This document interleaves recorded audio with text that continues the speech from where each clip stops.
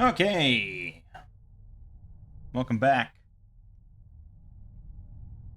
to some solo role manging with Shadowdark, Lost Citadel of the Scarlet Minotaur. Big ass dungeon that we have only scratched the surface of. We've only been in 3 out of the 27 rooms, so plenty to go. Our 4 characters popped in the entryway there, spotted an Eder cap on the ceiling, tried to snipe it to take it out real quick, and it managed to flee and escape, so that was that.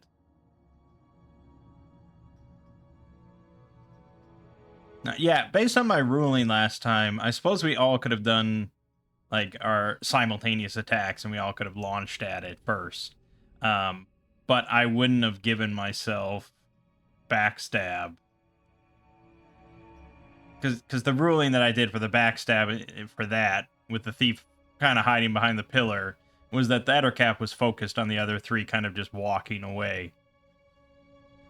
That's, you know, that's OSR. This isn't Pathfinder 2nd edition, so rules are fluid.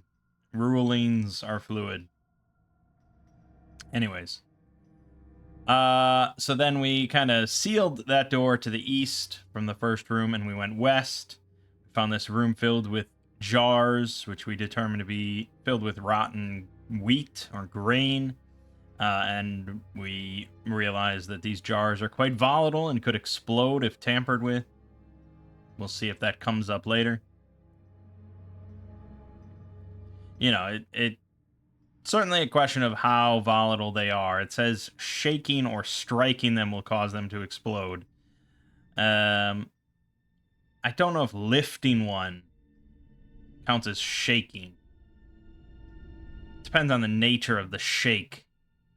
I would probably say, again, I'm a nice DM, so if I had a group that said that they just wanted to gingerly, you know, they were being very cautious, lifting and just moving them throughout the room, then I don't think I would just... Because even if you do, like, okay, just roll a d20, if you roll a 1, something bad happens, that's still a 5% chance. You could do it. Like, that wouldn't be the end of the world if you had that rule. But making it like a DC 9 dex check or something, it's just kind of cruel. Something's going to go wrong, and, you know, they had all the precautions. That's just fucking them over. I don't... Again, you know, I'm sure plenty of DMs are way harsher than I could ever be. Anyways, we popped into room 17, which had this broken bull statue on a track that had killed some unfortunate guy. And I realized afterwards that I actually have grit on strength checks for our fighter. I don't know. I mean, it's an opposing force, I suppose. I'm not sure really what strength checks wouldn't be an opposing force.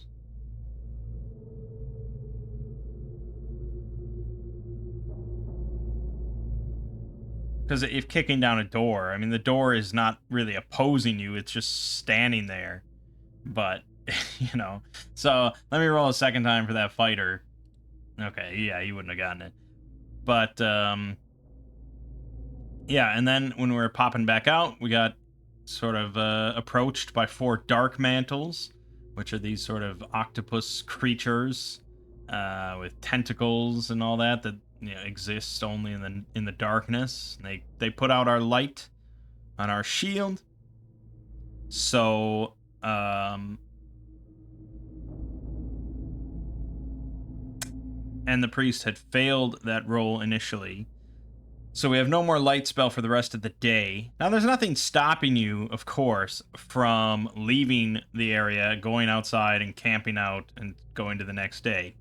This is the kind of classic D&D dilemma of the, what do they call it, like the 10-minute adventuring day, where you adventure for like 10 minutes, you get into one battle, the wizard blows his load all over the battle, casting all his spells, And then you're like, well, that's it. Let's just camp out and we'll come back tomorrow and do another 10 minutes so we can do another battle.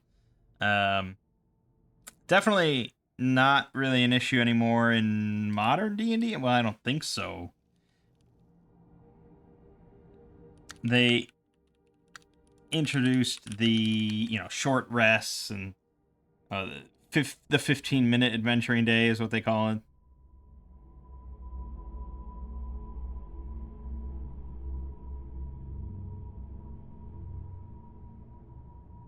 It might still be an issue in 5th edition. I have no idea. I know in 13th Age, it's not a problem because you only replenish your shit. Spells, abilities, health, all that, recoveries. You only replenish all that specifically after you do 3 or 4 battles as determined by the DM. So you could go to town and rest for a week, but that doesn't mean anything. It's only after you do battles. So it's a system that very much encourages combat in like a heavy way, which I think is one of the downsides of it for being like a flexible sort of fantasy D20 game compared to even like D&D. D&D emphasizes combat quite a bit, absolutely, but that system in 13th Age, because you don't even get like your utility spells back as a wizard until you do a number of combats. So it's a little trickier. I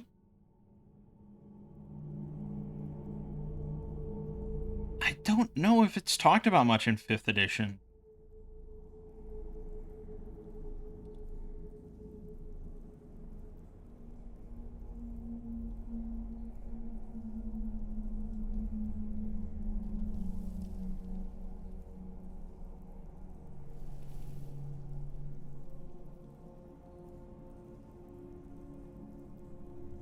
Yeah, maybe not. They've kind of moved away from that.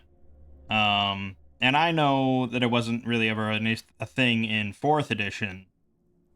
But that might have been just more our group. Like, we never thought to, like, spam rest, over and over. Like, because we were trying to play realistically. Realistically, if I go into a dangerous situation, I'm in there until the situation's over with.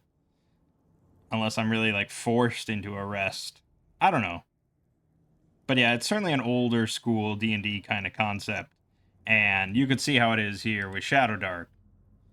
Like, yeah, if I lose my Cure Wounds spell, my Light spell, my Magic Missile spell, God forbid, it's like, hey, guys, maybe we should end the day.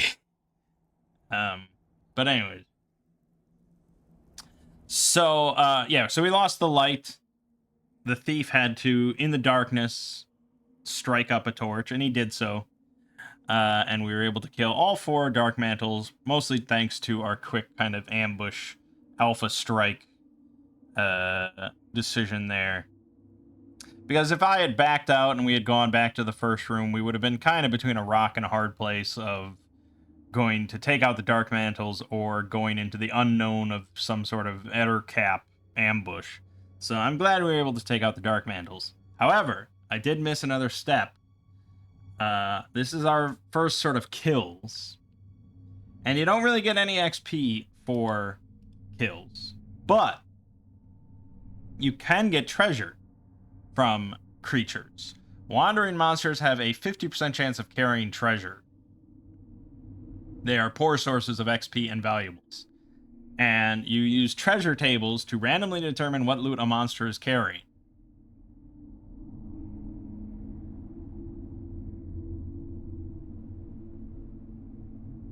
And it doesn't say anything specifically about, like...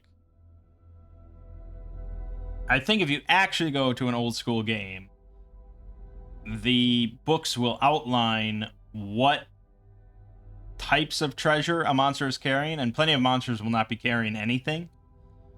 And so, what game was I playing that had a system like that? That may have been Heroes of Adventure that had that. But, like, it'll have stats for a monster, the stat block for a monster, and then it'll say treasure, and it'll be like O, or something like that. And so you go to the O treasure table, and then you'd roll on that to find out what treasure that monster has. And plenty of monsters, you know, animals and stuff will have nothing on it.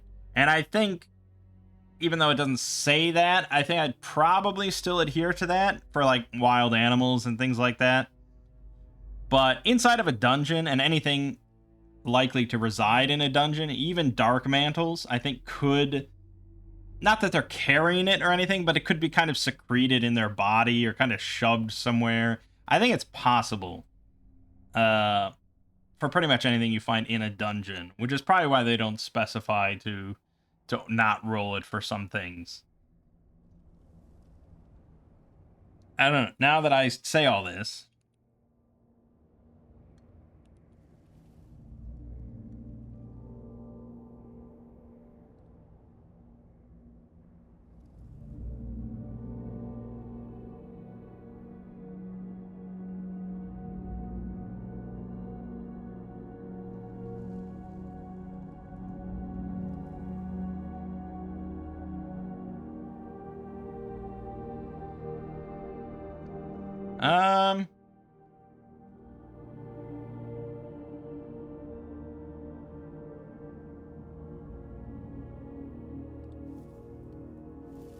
yeah.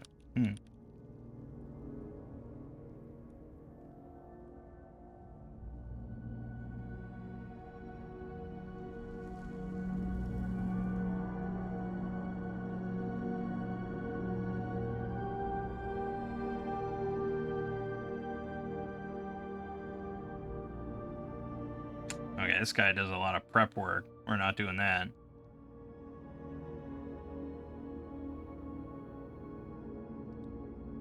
This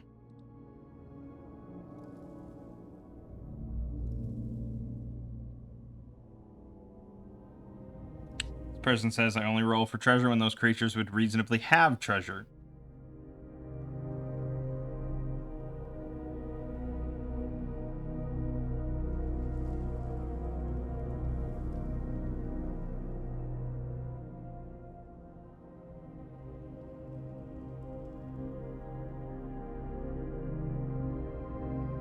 Yeah, I mean, I can see arguments for and against, just like all random monsters in a dungeon could have treasure on them.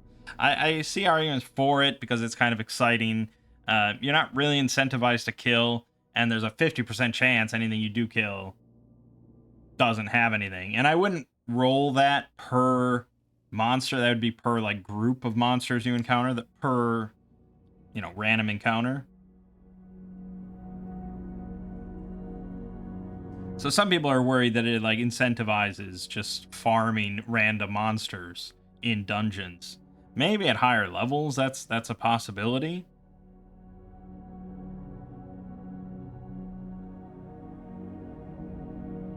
But for a proper dungeon and proper DM, what you're supposed to do is keep track of the entire population of the dungeon, and you can sort of kill every creature that's in a dungeon.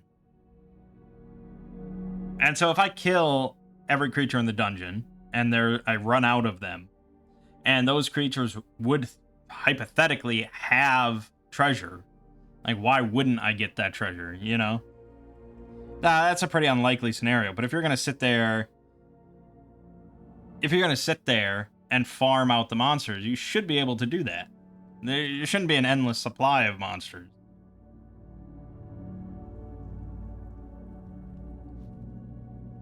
Also, yes, the gear slot system. Any treasure I pick up, whether it's a locket or it's a big shield or something, you know, it's going to take up a slot or more slots. There's no like really lumping together things into multiple things. Like the gear slot system is very strict for a reason, because it forces you and forces the players to make intelligent decisions about what they're carrying in and out of the dungeon. So, you know, let's just, well, I mean, this could be a moot point right now, but let me just roll a d6 for the dark mantles. So on a 4, 5, or 6, they have treasure. Okay, so they have treasure. They're a level 2 monster, so we're going to use this 0 to 3 table. So we roll a d100. We got an 86. So what we find amongst the corpses shoved in there, This actually makes perfect sense, by the way. 2 lustrous pearls. I think that's actually really sensible. That was like the most sensible option. Very nice option. This is one of those valuable things that we can get. So those are 2 pearls worth 40 gold pieces each. Also, okay, so we lit the torch. The torch timer has to start. This is a site called Shadow Torch. Obviously, you could just use any real timer, but I like that this has the crackling of the fire, and it makes a big sound effect when the torch goes out. So you definitely know that it went out. Pearl and pearl. Okay, so those are worth 40 gold pieces each. Now, another question that I would have is, do I give 1 XP for both treasures or 1 XP for each treasure?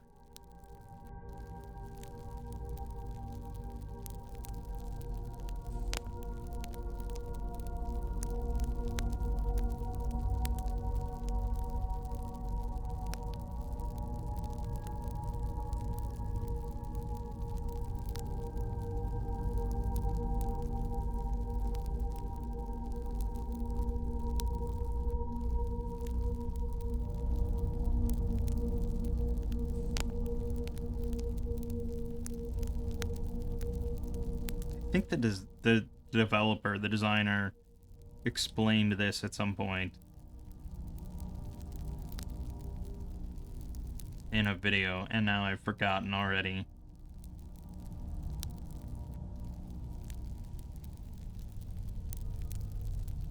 I think it's partly up to you, of course, depending on the nature of the treasure you find. This is a pretty nice find for our level 1 party. Those are 40 gold pieces each. So, I mean, that's... If we can get... I don't know if we can get 40 gold pieces for selling them. That depends on when we go to sell them. But... it's not bad.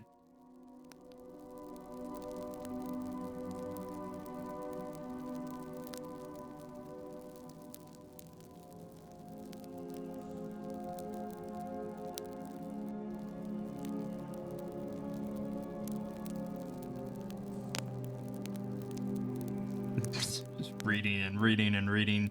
Just like not any ruling. I mean, this is all just like I think it should be like this, and I do it like this. That's all this is. Back and forth.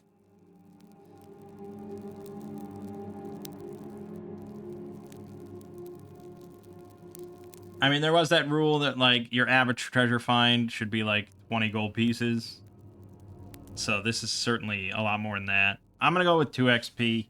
Could be a little high, but I don't mind if players get to level 2, decently quickly, as long as they're actively adventuring and stuff. So that's good. And in Shadowdark, you have the carousing system. So you get XP when you find treasure, but when you get back to town or back to a settlement or back to wherever, and you get money, and you have money, you can then spend that money on your downtime activity to carouse. And depending on how much money you spend, you get a bonus to the roll, and depending on the roll of the dice, you get bonus XP by effectively spending that money. So, you don't want to spend all your money on XP because there's a lot of nice things you can buy, and you want to make sure that you're well equipped and well prepared in that way. But, yeah, obviously, leveling up is a big deal to make you more capable. So, kind of treasure can provide XP in 2 different ways, but this is the most direct one. Okay, excellent. I like that. I'm happy with that. We're gonna leave behind the jars here, and we're gonna keep going to room 16.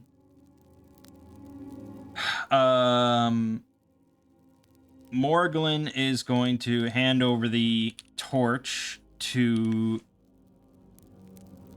our priest, Renal, because Renal just has a mace in one hand and the torch in the other.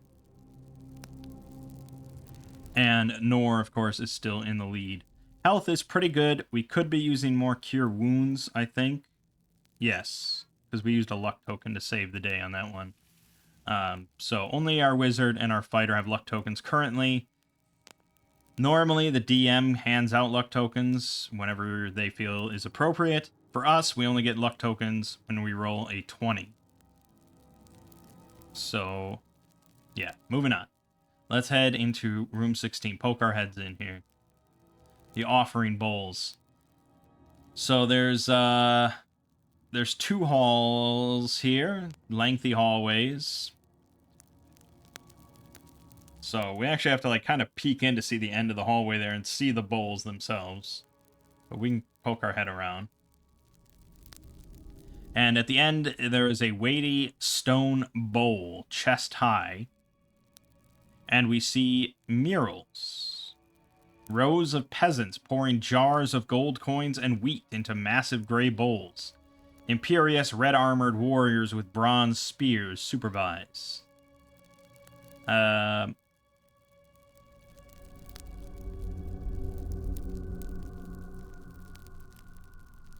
and I think that's a pretty decent hint to players to try and pour in money or food into these bowls.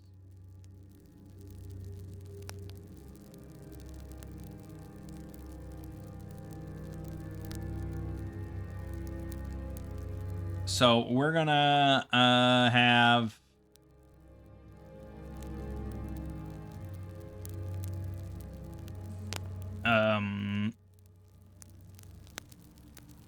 I don't know. I probably would be the fighter. Would be the most likely candidate to volunteer because he has the most health. So he's going to volunteer to grab one of the jars, the one that we opened that has like the rotten wheat in it, and he's going to try pouring that into the bowl.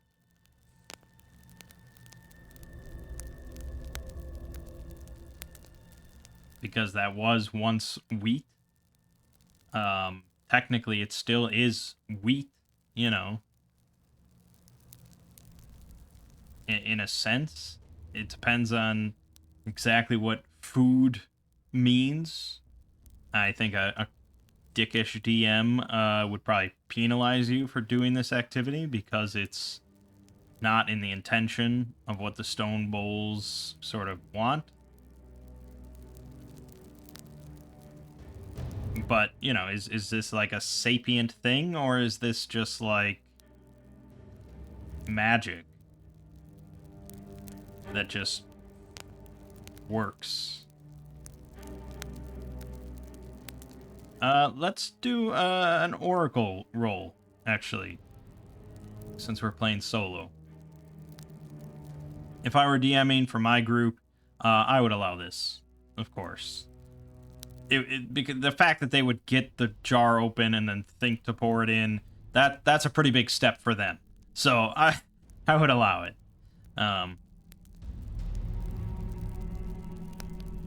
So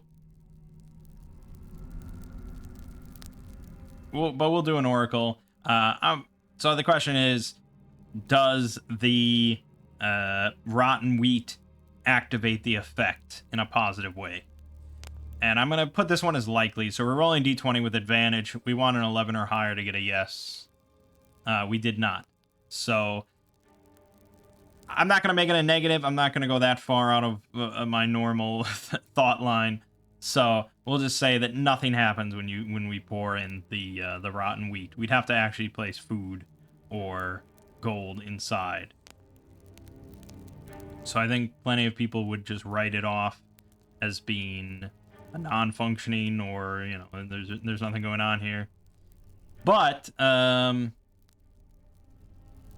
as we approach the Southeast Bowl, which is the first one, that's this one, we definitely spot Giuseppe. It's not really, I mean, I don't know how possibly stealthy this guy could be for a group of 4 to come in with their torch lit and not see or hear him. So I don't think there would even be a roll involved. We would just kind of see like his knees popping out behind this bowl.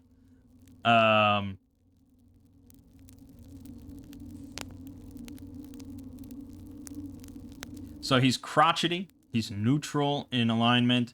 He's middle-aged. He's poor. What's his story? Did he come in here with a group? I don't think so. I don't remember any other mentions of humans involved in this place. So he's just really kind of desperate. He thought he'd peek his head in here and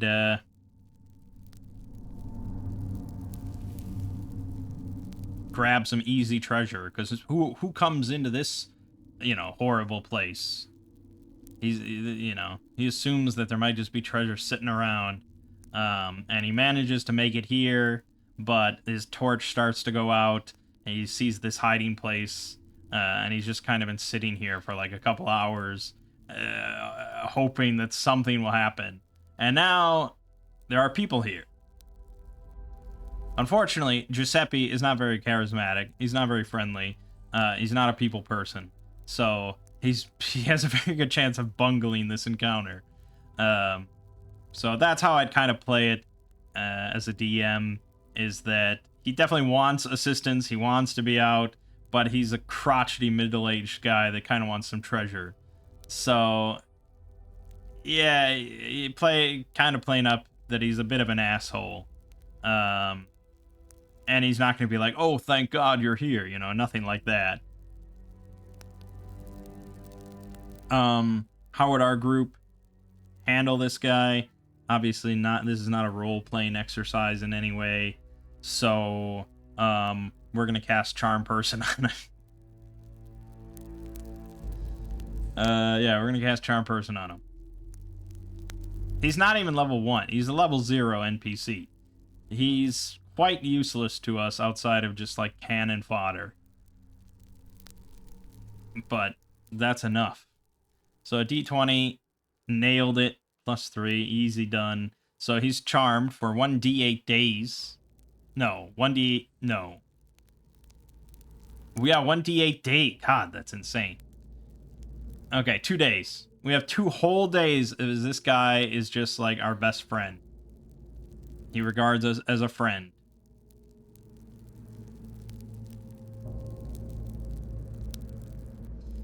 Now, that we don't have like total mental domination over these individuals that we use Charm Person on. They're just a friend of ours. So how far will a friend go to kind of assist you? It's hard to say. And it's not really going to change his personality. He probably just doesn't have many friends. So I don't think it really changes his personality much. But I'd say he'd probably be a bit more of like... a bit more pliable. He's really honestly one of like the worst persons to use Charm Person on. Because it's like, really, what are we going to... He's not going to go into danger just for a friend. He's useless in combat. He has nothing on him. He has practically no value unless we can kind of just like trick him to try out something that might trigger a trap or something.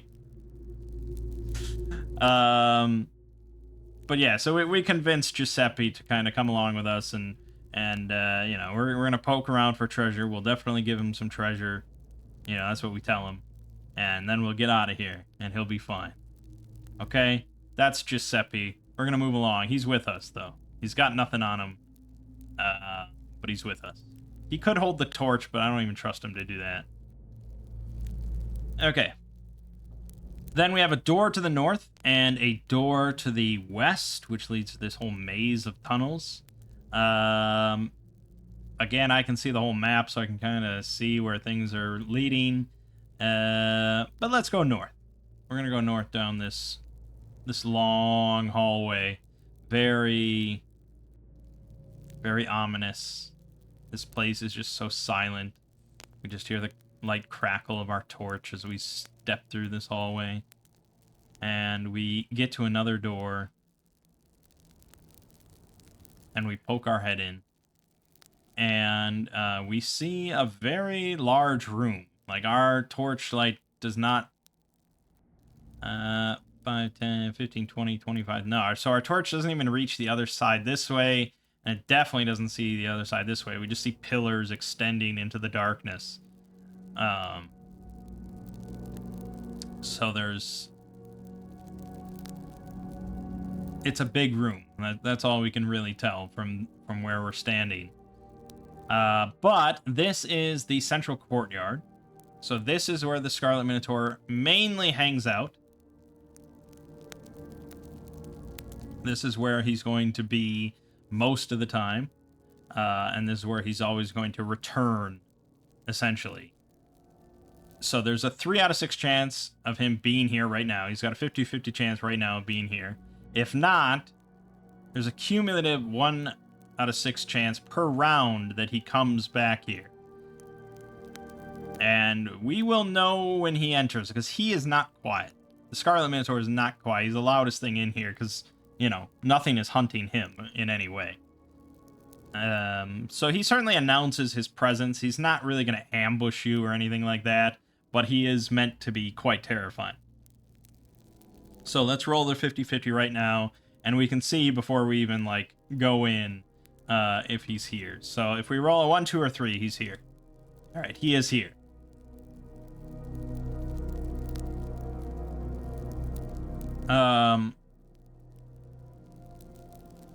So as we're kind of peeking through the doorway here, we just hear, like, heavy stomps, and we hear, like, snorting. We hear something big in the shadows to the north. Because keep in mind, practically every creature you encounter in a dungeon in Shadowdark can see in the dark. Only the players can't see in the dark. And a lot of people I saw have also ruled that any creature that a PC could play, like goblins, dwarves, elves, half-orcs, they also can't see in the dark, because that really would be bullshit. If you're playing a goblin, and all the goblins you find can just see in the dark no problem, and you're like some weird anomaly.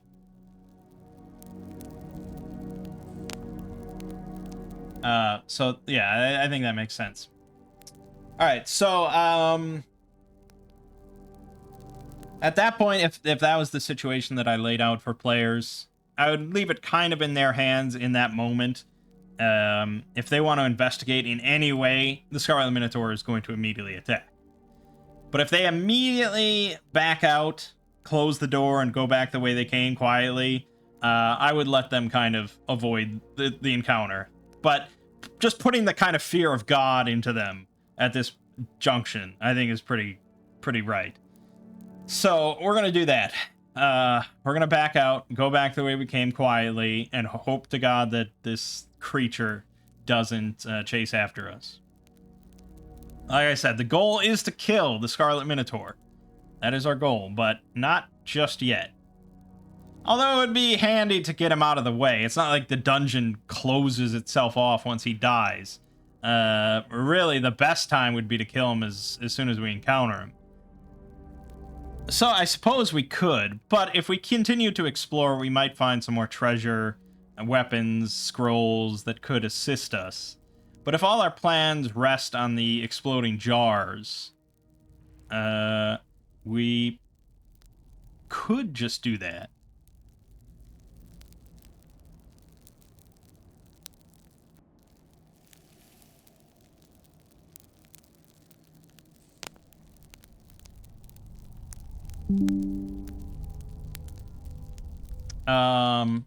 Yeah, it seems like the best way to do it, doesn't it? No, I don't want to install Windows updates. Fuck off. Okay, so we're going to go back to room 15. And we're going to start positioning the jars. And since we know the Minotaur, the creature, is up in that big room, we kind of want to do this quick so he doesn't move all about the dungeon. And so we want him to come from 16, from where we just came from. We want him to come from that direction. So we're going to start moving the jars very carefully because we know that they can explode based on the intelligent remarks of our wizard and priest. And we just kind of want to make a semicircle around the doorway from 16 to 15. So the western door of 15. We want to make just a semicircle of these jars. There are 19 of them that are still sealed. Okay? And all 4 of us are going to be doing that as carefully as we can. Again, the DM would really have to make an important decision here about how lenient they're going to be. I mean, dynamite is volatile, but people still can just carry dynamite around.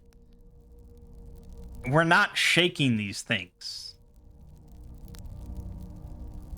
You know, we're not treating them like Snapple or something like we're not jostling them. We're very carefully lifting them and then slowly moving them back to a different location. Again, I would be pretty lenient. Because if I was a DM and my players, my family came up with this plan, I'd be like, fucking hell yeah. Here's luck tokens for all of you just for coming up with this. Like, that's badass. I would be very proud of them. I'm tooting my own horn quite a bit. I feel like this has to be a somewhat common method of dealing with the Minotaur, right? Okay, so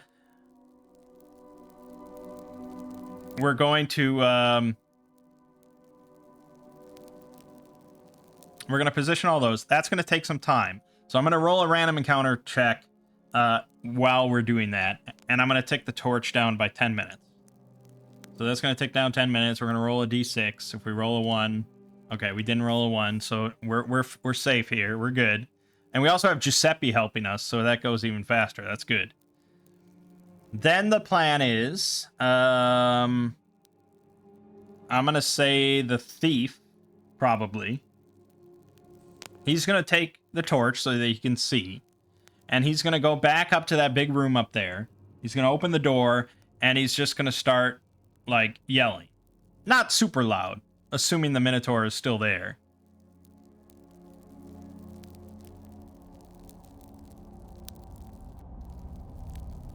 But he'll make a bit of a racket in order to draw the Minotaur to him and lead the Minotaur to Area 15. And we'll leave a bit of a gap in the jars so the thief can kind of run through. And he'll drop the torch where the jars are so that the wizard can see. Because the wizard, as soon as the thief is kind of clear and the Minotaur is there in the semicircle, the wizard will use Magic Missile to strike one of the jars. And that'll set off the whole chain reaction explosion, which should disintegrate the Minotaur. That's the plan. Now, what are the points of failure here? First point of failure... Well, the first point of failure would have been moving the jars, but we've hand-waved that, so we're okay. Second point of failure is that the Minotaur is not in the chamber. Meaning that we don't know where the Minotaur is currently, and he could be anywhere. And then mechanically, you know, that means that he can technically be anywhere in the dungeon. But we always want to follow the fiction. So we know that...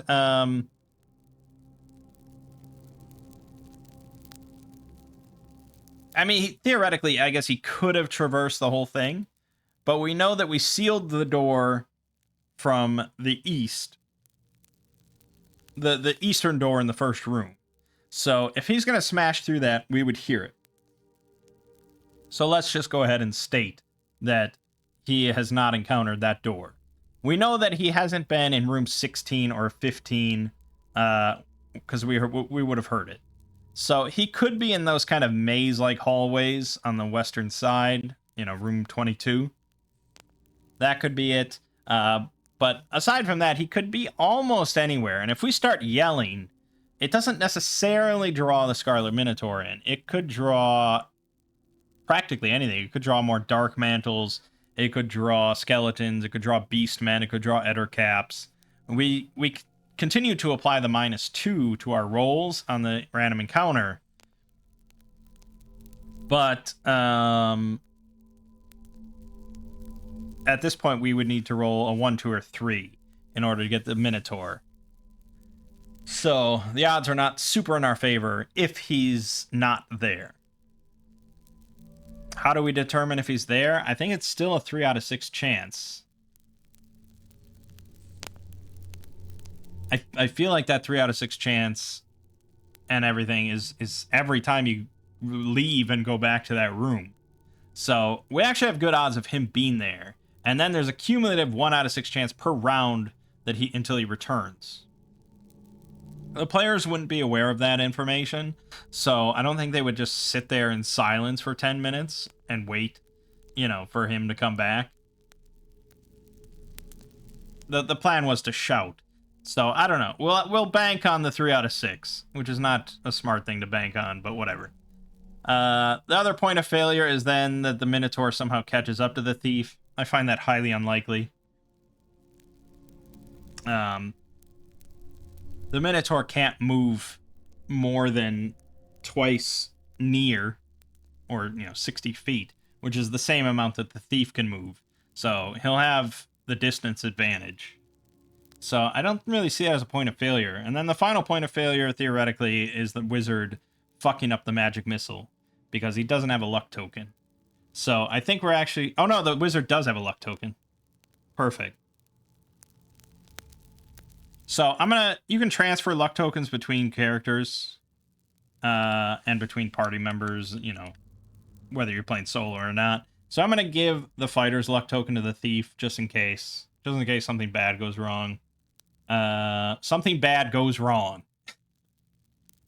And I think that's everything. We're gonna go with this. So the thief makes his way back.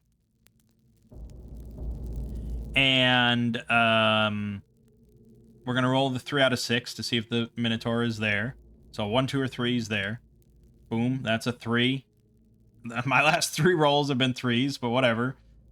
So he's there. Perfect. Now we just enact the plan. And he doesn't have to shout too loud. Like, hey, dumbass. And the Minotaur is going to come. Again, I don't see... Unless you want to be dickish about it. A dickish DM... never is short on ideas, to fuck over the players. You could come up with a billion ways to fuck them over. Like, oh, your thief, he slips. You gotta roll a dex 15 check to not fall on your face and get destroyed by the minute. It's like, no, come on. There really is no good reason why this wouldn't work. Which isn't, I'll admit, it's not super exciting sometimes. When you have a really good plan that is basically foolproof. I have done this. This comes up more often, I feel, in like Shadowrun or a cyberpunk game when I'm planning a heist, and I just kind of like think through all the aspects of it. And a lesser DM, you kind of expect good DMs to throw in a little hiccups there, but a lesser DM, there is possibility of them not being able to come up with a plausible, like, hiccup or a wrench in the engine, that there wouldn't just be like, well, this happens because fuck you, which is not a good thing to do. So, yeah, a DM should throw issues into any sort of plan that players come up with, but it still needs to be plausible. It still needs to be reasonable. It shouldn't be like the players feel like they got fucked over. It should be like, oh, why didn't we think of that? That's how it should feel for the players. But sometimes that can be really tricky for a DM to come up with. And in this case, I can't really think of any good reasonable reason that would stop this plan from working. So right now, the other 3 and Giuseppe, they're all in the corner, like the southeastern corner of room number 15. They're sitting in the darkness, and they're waiting for the thief to return. So we're at 20 minutes. Like, I'm about to have to roll another random encounter check. but that's going to coincide pretty much exactly with the explosion, so we'll just do that. And I would say that almost the explosion is like too loud of a sound. I feel like that's going to scare things away, but we'll see what that ends up being. We'll see how this goes. I can't come up with any good thing that would prevent this from happening, so we're just going to go ahead with it. And the thief runs back. It's not a very far run. The Minotaur's hot on his trail like the fucking Hulk, you know, roaring and snorting, chasing after him. The thief drops the torch, like, right as he comes into the doorway there, and he runs through the little gap that they made. And he's still making some noise as the Minotaur charges in, and the wizard, ready and waiting, fires off magic missile. So all we need is we need an 8 or higher on 2 dice rolls. All right, we got it on both. So the magic missile goes off, hits one of the jars, and they all explode because they're pretty tightly packed. So there's really no reason they all wouldn't explode. Again, I can't think of anything. So this is how I would do it if I was running it. So that's how I'm going to do it here. We're told that the damage is it's a DC 12 Dex check or 1d4 damage. I could give the Minotaur a Dex check potentially for half damage, but I don't know, man. This seems pretty overwhelming. I'd be almost more concerned about all my characters getting hit with some, like, fragmentation. That's probably how I'm going to do it. I'm going to have to... I'll do the DC 12 Dex check or 1d4 damage for all 4 of my characters from fragmentation that could happen. Because that is enough to drop, like, potentially 2 of them. But otherwise, I think we're just going to roll 19 d4 damage for the Minotaur.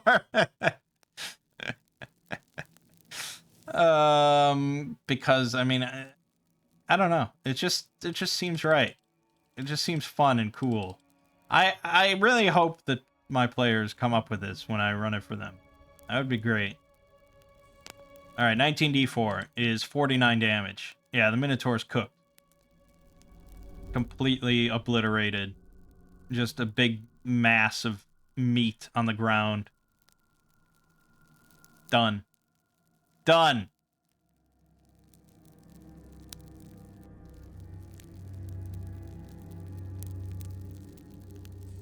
I mean, sure, you could absolutely do it if you wanted to spend the time. And you could sit there and make 19 dex checks for the Minotaur. And see which ones he makes, see which ones he fails. And then do damage based on that. You know, whichever ones he fails. And I would guess... Let's see, what is his dex save? +1. Yeah, so he has a 50-50 shot for each one. So you could, if I wanted to be a bit more fair, you could just average it out and basically just have this number. So that he would take, like 24, 25 damage. And he would actually survive that, funnily enough. But I think the spirit of this is more that this thing couldn't survive this. Again, I'm too nice of a DM.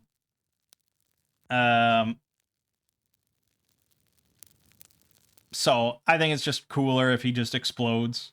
But I could also see the argument for what I just said. If you really wanted to be by the book. Because I don't think you could argue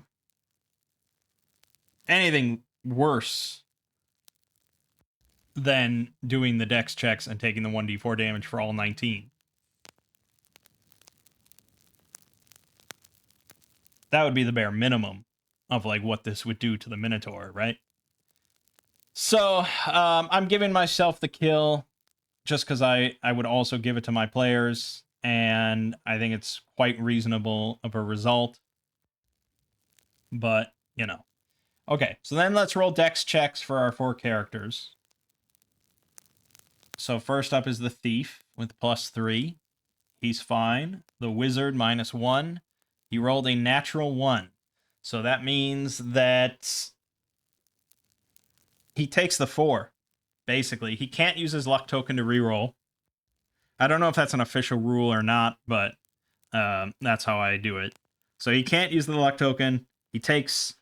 And the rulebook does specify that if you roll a 20, it's like the best possible result. And if you roll a 1, it's like the worst possible result. So the worst possible result here is he just takes 4 damage. And that's it. So he's out. The fighter also fails, has no luck token. So he's going to take 3 damage. Ouch. And then the priest with -1 also rolled a 1. Holy shit. Okay, 1 out of 5. So we took our lumps from that plan, but hey, it worked. Okay, before we can do anything else, we're going to roll the random encounter. Even though I think anything that was on like the perimeter of this room is going to be kind of terrified, because the Scarlet Minotaur was here, and there was this massive fucking explosion. So I can't really reasonably expect anything to walk into this room at this moment, but we'll roll the 1d6. Okay, so we're fine. Okay. First things first, technically, the wizard has to roll a d4. That's how many rounds he has to live, minus or plus his con mod. So he actually has 6 rounds to live. He's not doing too bad. The priest is going to cast Cure Wounds on him, of course. So d20 plus 5, no problem. And then that's a d6. 6, full health, right as rain. Done. Okay, then he's going to cast it on himself. He actually did fail that. So that is the end of Cure Wounds for now. This would be a perfect time, I think, to like leave and go back to town, sell some stuff, get some new equipment, and replenish everything. That's what I would highly kind of recommend. But the priest heals also back to full. So our current status of things then, this torch is 13 minutes away from burning out. Everyone's at full health except the fighter's down 4 health. And we don't have Cure Wounds or Light available to us. Oh, Giuseppe. I forgot about Giuseppe. He's going to roll his dex. He has... Fuck, he's terrible. He has -1 to all his stats. That's all. His modifiers are all -1. So, he failed. And he has 1 HP. Yeah, he's a level 0 character. So he dies. He takes a fragment to the neck and just nearly gets decapitated. Sorry, Giuseppe. I tried. Okay.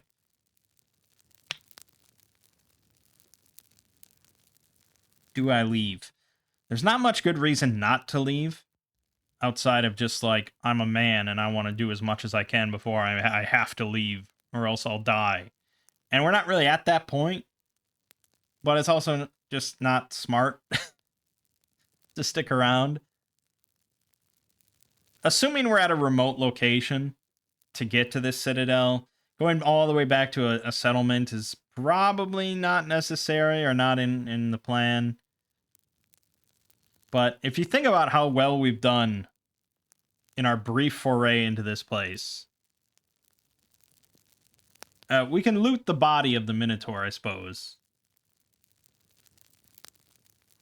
I don't think he's... He must have some treasure on him, right? Technically, he's wearing chainmail, but it's not fitted for a human of any kind, so we wouldn't be able to wear it. But I feel like I probably should roll on the treasure thing. I don't know if he counts as a random... I don't think he does. Hold on, we need...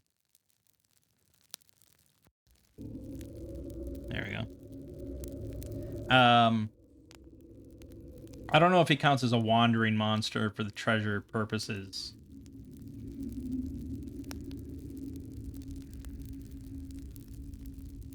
Nah. Although there is treasure in his place, in his main room. So maybe we don't give him anything else. He just has his great axe. So he's got a 2-headed bronze +1 great axe called Bloodlust. I suppose there is a slight chance that that got destroyed in the fire. So we'll ask the Oracle on that one. This was a riskier plan in concern with that, but I think it's unlikely for it to have just disintegrated based on that kind of explosion. But we'll ask the Oracle, did the Great Axe Bloodlust survive the explosions? And we'll make this likely, so we'll roll with advantage. All right, a 13. It did. And of course, Nor is going to take that. Now, that almost constitutes a +3. I don't know if that's the most valuable thing in here. That might still just be a 1 XP.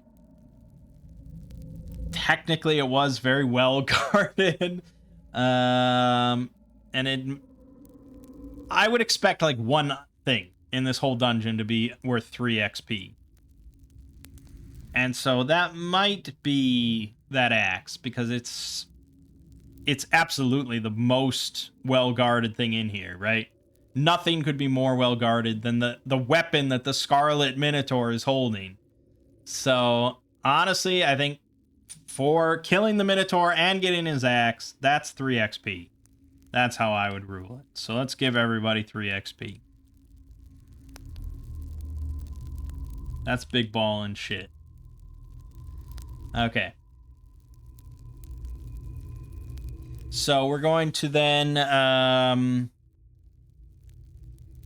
yeah, we'll keep going. We're going to keep going for right now. We're in a nice place. That's right. I'm going to give him the Great Axe, which takes 2 slots. So he'll just dump his old Great Axe. He found a nice, shiny, awesome new one. So we're going to call this the Bloodlust Great Axe. The +1. So he actually gets +4 on his attacks with it and does +2 damage. Very nice. Okay.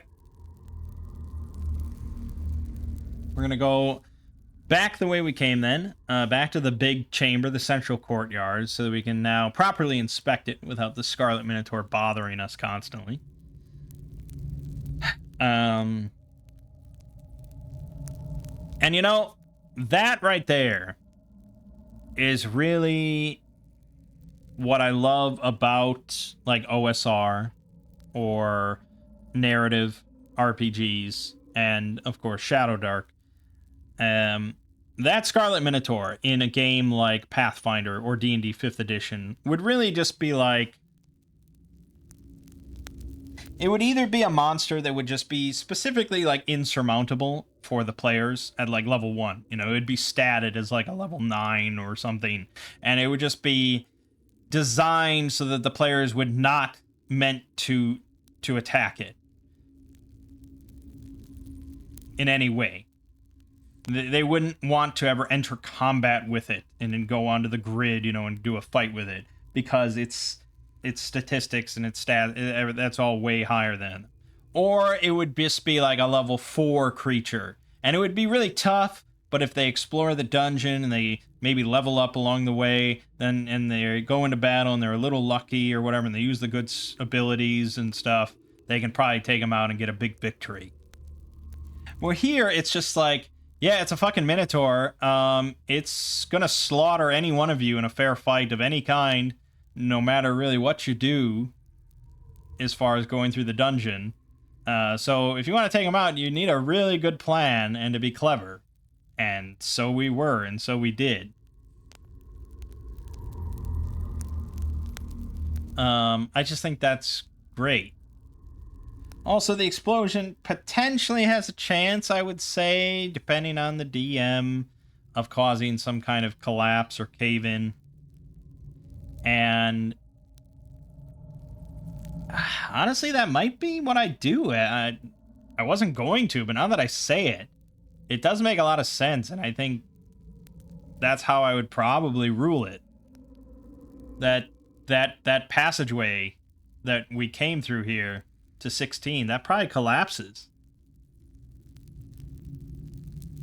Which is pretty cool, because then that forces us to either spend a lot of time digging out that collapse, or it forces us to go east through the that part we sealed off. The thing is, though, within the fiction, what random encounters could I possibly have?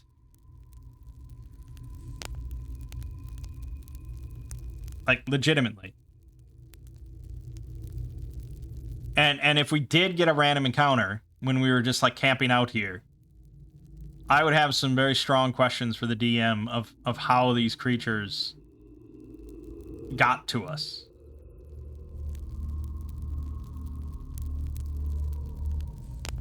But let's look at the random encounter thing, okay? If we camp here, right? Let's say we actually legitimately, like, set up and we want to go to sleep in this room. Scarlet Minotaur, dead. No longer a factor in any way. Ettercaps and Beastmen clashing in a bloody melee. Why would they wander in here during the melee? And where would they come from? A dry gust of wind extinguishing all torches and lamps. Pointless when we're sleeping. Ettercaps creeping along searching for gold and gems. There's no, like, hidden crevices or tunnels that could support... I mean, the Ettercaps and the Beastmen are the size of, like, people. They are humanoids. If there was a secret little tunnel that these things could fit in, it would be on the map. There's no crevices.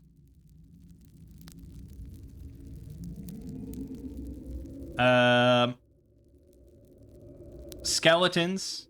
Again, where would they come from? Beastmen, dark man. I mean, nothing, right? Nothing. Really, the best bet, I suppose, would be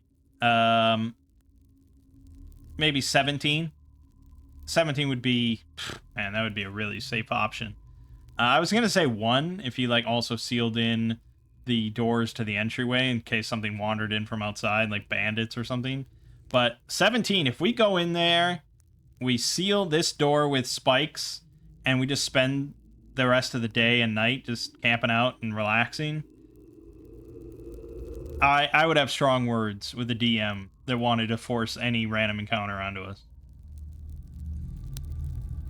You could potentially make some argument of, like, something trying to get in, and we hear that. It would have to be something that either smashed down the doors from the eastern side of room number 1, which I don't know what that would be. That would be...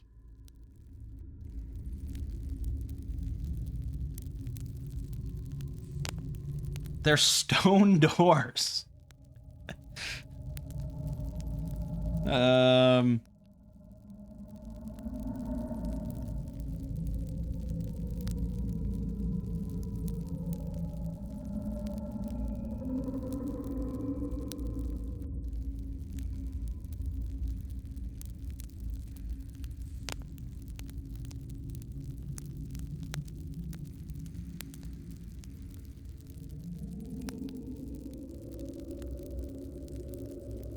I don't even know.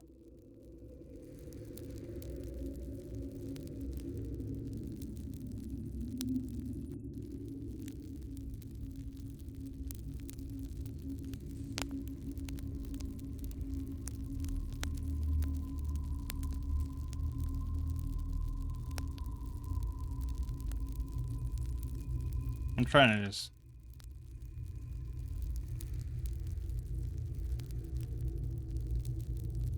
It's like, yeah, you need, like, a pickaxe and, like, a few hours.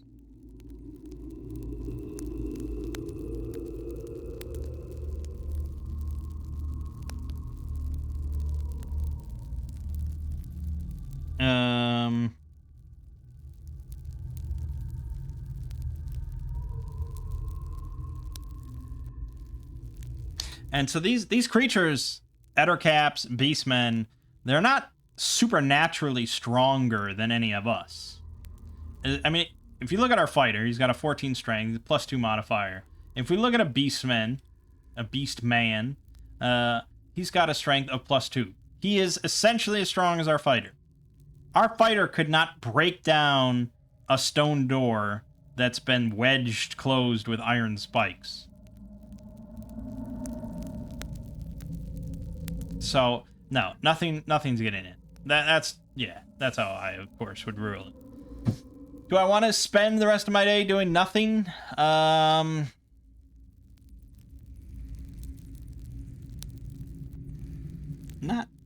really, but our torch is running out. Yeah, our torch just ran out. So, yep, that's what we're going to do.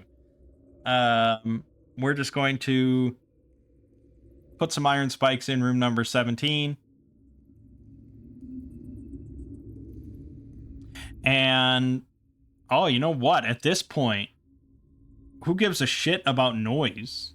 Because we really can't draw any random encounters while we're in here at this moment. So, fuck it. I'm going to have Nor take the crowbar to that broken statue to try and get that body free. And give him an hour or two. Like, if that's going to happen. So, yeah. I'll take his chainmail. So I'm going to give the leather armor to Renal. We're going to take chainmail. So chainmail is 13 AC plus your dex. And we have the shield, so we're going to have 15 now. And then leather is 11 plus your dex. So we basically just go up 1 for Renal. But there you are, fighter, 15 AC, 10 HP, and the +1 Bloodlust Great Axe. If he crits, doing like 4d8 damage. Okay, and then we're just gonna chill the rest of the night away. Now, technically, we would have had to light a second torch. Otherwise, the fighter's doing everything in the dark. But do I care if he's doing everything in the dark? Does that matter? It's sort of like weird. Maybe we set up a little campfire here, actually. What was there? He's got a green cloak. He's got a splintered shield. We can use that to make a little campfire. He's also got a torch in there, pittance, rope. I should probably... I don't know if I really need much of that stuff, but we could take a torch. Okay, so this torch ran out, but we'll just take the new torch to replace it.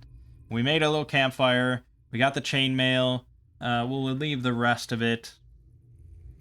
And then we spend the rest of the night. So we go back to full health.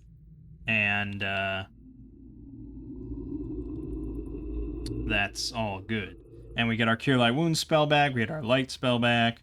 We're good to go for more adventuring. Now, all that being said, a good DM running a proper dungeon, especially once you get into like mega dungeons and stuff, it needs to be kind of a living ecosystem, a living environment. So a good DM running something like that shouldn't just read the rooms, you know, and when the players enter a room, they read the description, and that's it, you know. A good DM should be thinking about all the entities, the creatures and stuff, the inhabitants of the dungeon, and thinking about how they live in the dungeon. I know this sounds pretty heady, but the basic idea is that you want to keep your players on their toes. So even though they've gone through and cleared rooms and stuff like that, if they go away and come back a week later, it should not be as they left it. Things should be different. In this case, they spent one night overnight, and there really wasn't much flexibility for things to change in the few rooms that we've been in. In this case, I'd probably say it's fine if everything is still the same. But just rigidly by the text of the adventure, the Ettercaps should still be sitting in room number 2 waiting to ambush us. But that wouldn't make any sense. They wouldn't sit there for like 15 hours waiting for some potential adventurers to come in. What exactly would they do? It's hard to say. They may, the one that we encountered, that we shot, maybe he would eventually, like 8 hours later, try that door and find that it's like sealed shut. But I think by and large, we can probably expect all the Ettercaps that are at Area 4 to still be in Area 4. I think we have effectively nullified the ambush that would have occurred had we ran in there earlier. So the point is, it's important for a good DM to think about stuff like that and not just robotically go through the text of the module. Or even, if you're just running your own dungeons or, just free-forming stuff, you should be aware that things are not all static. And especially when you have more and more intelligent creatures or things like that, they're going to be reacting in various ways to the activities of the players. Okay? So, we're going to cast Light on Nor's shield again. So we will roll that. No problem. We rolled a 19. We have yet to roll a 20, by the way. We've rolled like 3 ones. But fortunately, we don't lose light, so we can keep relying on that. The shield is lit. We will add that as a timer. And we'll pretend that the priest make this crackling sound effect. Just for vibes. It's all about the vibes. And we open the door to 15. We find it pretty much as we left it. The sort of decaying meat of the Minotaur laying there amidst all the wreckage. And, we probably also would have spotted, although that, I don't know, do we think that got just destroyed utterly? Because one of those jars had the ivory egg. Maybe it survived. Is ivory a notably durable material? It's a cockatrice egg, technically.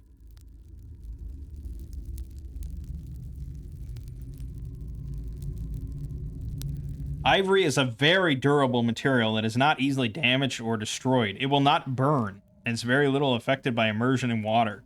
Well, then I think we find that egg. And I'm going to give myself another XP for that.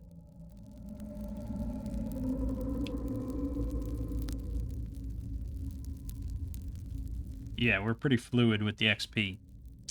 Ivory egg. Okay. Also, we all need to eat a ration, so we'll just go ahead and tick that down. You could use a D4 usage die for these if you really wanted to, but this is just a once per day thing most of the time, so it's probably better to just keep track of the numbers. Okay, so that's all as we left it. Giuseppe there, also dead. You know, it is what it is. So our options now are to clear out the rubble to Area 16 or go all the way to the east. And we're going to go ahead and decide that hopefully things have calmed down enough with that weird creature we found. I could see players getting, newer players getting pretty freaked out by the Ettercap. The classic Ettercap is not that freaky looking. Let me grab an image. So this is the classic sort of Ettercap, and this is like the 5th edition D&D Ettercap, right? It's fairly freaky, but it's also kind of bland, not specifically horrific in many ways. It's an odd looking creature, no doubt. But you don't really get the image of arachnid coming from it. This is artwork that somebody on Reddit made of an Ettercap, a redesign. Now that that is fucking terrifying. And so when I run this for my family, this will be the image that I show them. Because that is much more terrifying. It's still... I mean, it's got a lot of limbs going around. I'm not quite sure. It seems two-legged with two main arms, and then it's got like a couple extra limbs that are just kind of out there doing various things. Maybe to help it like climb or to hang on to stuff or grab stuff. You know, they're flexible. But yeah, that face and that head, that is pretty fucked up. So I could definitely see if you show this to new players, they might not want anything to do with that section or the dungeon itself. But we're bolder than that. We got our kick-ass great axe and everything, so we're gonna go in. So we're gonna go back to the east. We find the spikes and the door still intact. You know, I could ask the Oracle about it, but yeah, it's fine. So we're gonna remove the spikes. He can take them back into his inventory, and we're gonna open the door and continue in. Nor is in the lead. And that leads us into this big open chamber that blinds us.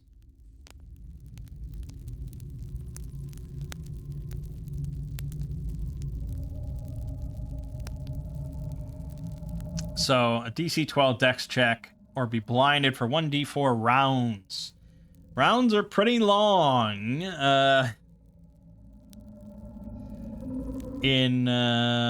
When you're not in combat. I don't think I'd make it that long, because that would be... I mean, that's a very severe form of blindness. 40-minute blindness? That's severe. That's like, I need to get to the hospital. Someone needs to take me to the hospital right now. I've been blind for more than, 5 seconds. Yeah, I mean, that's what I would say. Even 1d4 rounds in combat seems like an eternity of being blind.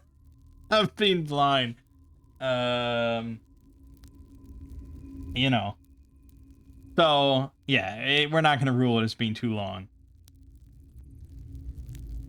So I guess I can roll for all four.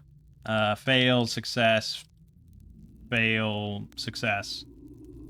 So two of our characters are like, I can't see. But that allows the other two to be like, okay, yeah, that's bright, but it doesn't seem like there's any threats in here. Because, yeah, we're definitely... I'm chucking all the enter caps into room number 4. Which is actually 6 of them. There's 5 in there normally, not counting Eska. 3 of them go to help Eska if he raises an alarm. Oh, and actually mentions that they might parlay, but they're fatally treasure crazed. So there's 6 total eder caps in this area. So we could do some rolls if we wanted to put one in here right now. But I think it would be better to probably put one in the next room, maybe.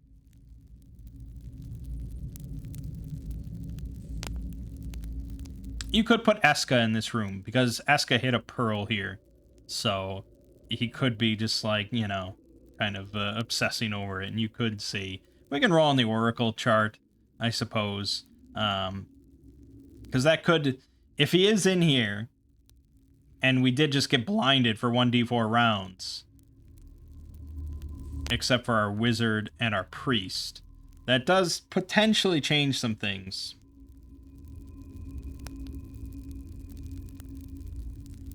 Because he'll raise the alarm, and then we'll get 3 more. And as we saw, the eder caps are not that easy. And we already attacked one, so we're already marked ourselves as hostiles. The thing is, though, if we see him and he raises an alarm again and runs off, I and plenty of other players, I'm sure, would just run back. right back through that hallway to the main room and seal the door shut again. So, yeah, that's sort of just a null result. That's not very interesting. We want it to be a little more interesting than that. So, we're just going to let them recover from their blindness. And we see the walls are covered in countless smooth shards of quartz. And there's also a number of man-sized white bundles stuffed into the corners of this big cave.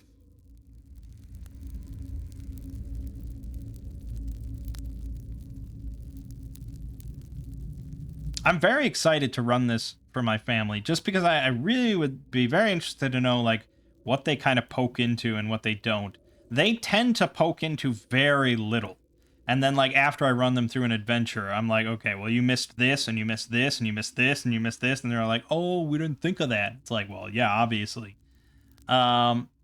So it's hard for me to say, because I'm sitting here. I know that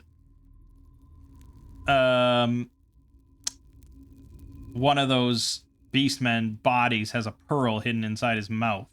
But the odds of you finding that, you'd have to slit open all of these mysterious white bundles in, like, the Spider-Men, area here. So you'd have to just open those up. 1 out of 6 chance that one of them still lives. I don't think that means that you roll 1 out of 6 for each of the 5. I don't think. Or maybe it is. Otherwise, it's just a 1 out of 6 chance that one of them is alive, which seems pretty unlikely. So maybe you do roll for that until you either go through all 5 or none of them. Yeah, until you... Yeah. Because then if one of them lives and they kind of see movement coming from it, that's either going to really freak them out or make them curious.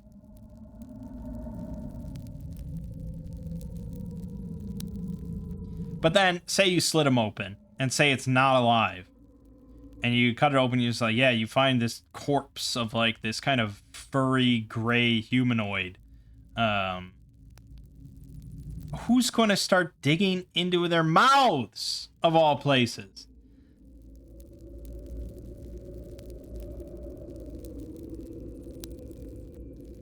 Again, the DM, I think, would have to lead you along a little bit. You'd have to say something like, okay, I kind of look over him for loot or something like that. Or I kind of inspect him closely. And then maybe the DM's like, okay, it seems like there might be some sort of lump, like, against his cheek, inside his mouth. And then they'd have to be like, okay, well, I'm gonna... They'll probably just, like, cut open his cheek or something to try and get in that way, rather than sticking their hand in his mouth. It's possible I could see all these things lining up with some slight DM assistance, but it overall feels pretty unlikely. And we've gotten quite a bit of treasure and XP so far, so we'll just keep moving. Okay, so we head into... we kind of tiptoe across this big cavern, and we see stairs leading up to what looks like part of the natural tomb. Well, not natural, part of the carved out tomb, or it goes east to part of the natural cavern, and we can already see thick, gauzy sheets of webbing all over that place. I feel like we would just completely ignore that entire room. It would require a bold group of players to just poke their heads over there and see what they see. So we're going to head north up to room number 5. Okay. And here, Nor spots a skeleton pinned to the wall with a spear jutting from his ribcage. He's wearing decaying crimson-dyed leather armor, and there's a bronze short sword hanging from his belt. The spear has been driven deep into the stone with inhuman force. So that's going to be a tricky one to retrieve. I don't think we really want a spear. We probably don't even want a short sword, really. Oh, maybe the thief will take the short sword. I could see the argument for that. Okay, we'll grab the short sword. And then there's a chipped mosaic on the wall of cavorting dolphins.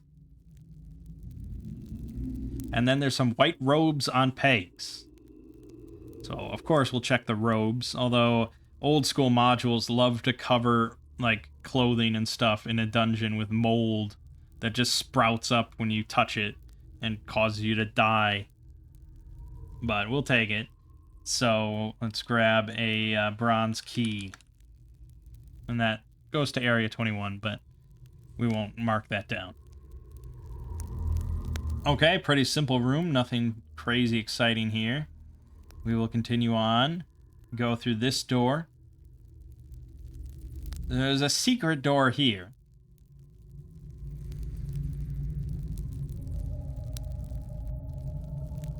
And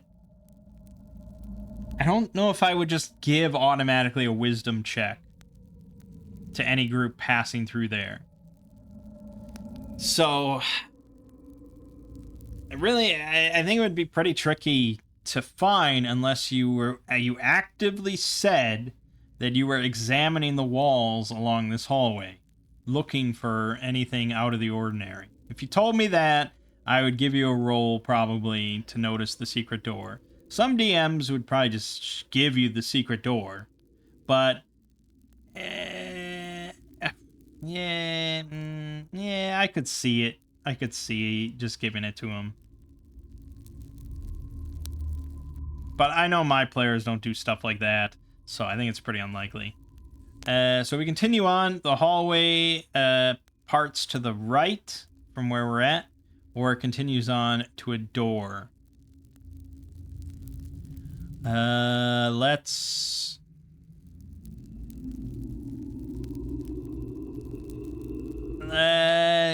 be a little safe. And I'm gonna jam that door in front of us shut. I guess that's always assuming that the doorway, like that initial one, we assumed that the door opened inward to room number 1. When really, I don't think that makes any sense, to be honest. It probably should have opened outward into that hallway. That would make far more sense. In which case, we didn't really jam anything.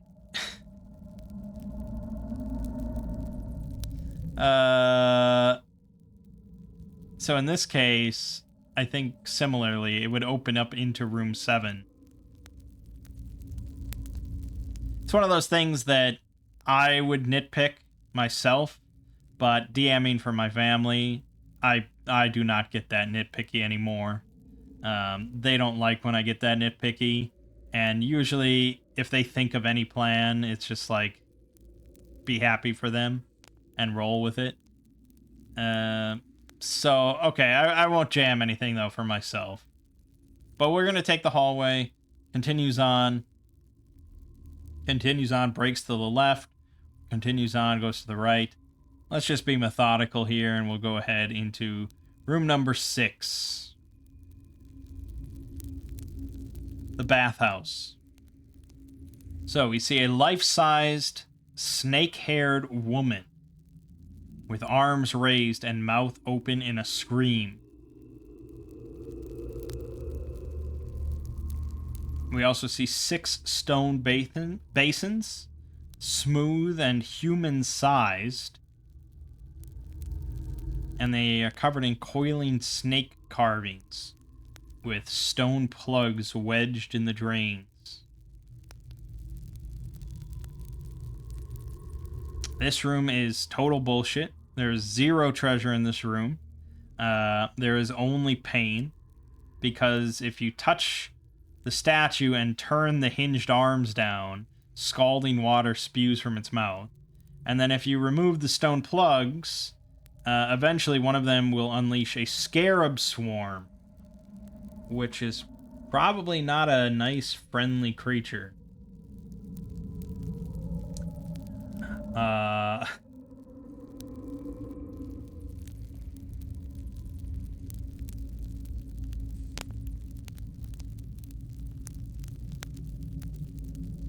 Yeah, hold on. I have a lot of PDFs open, so it lags. No, look at these things. 13 AC, 14 HP. They get 2 attacks at +3, dealing 1d6 damage. We'd probably win the fight, but there would be no treasure there. There would be no incentive to fight those things. Just miserable. And this is one of those unfortunate cases where reading the module, I know that there's no treasure in here. There's no reason for me to touch anything. And so I would have to purposefully just, like, be dumb.